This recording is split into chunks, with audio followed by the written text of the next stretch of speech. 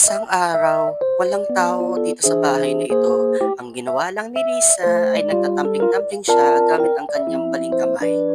At biglang dumating ang taong yun.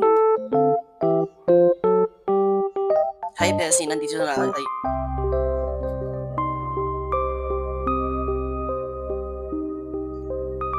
Lisa? Ouch!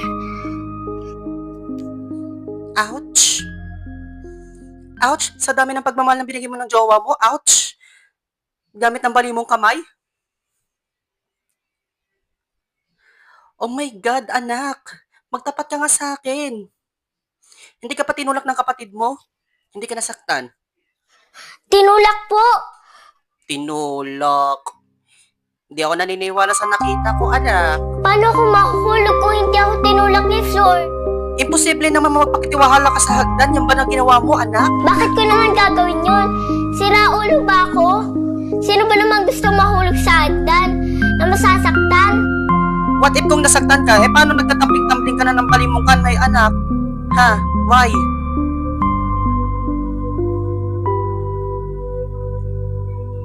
Anak, mahal kita.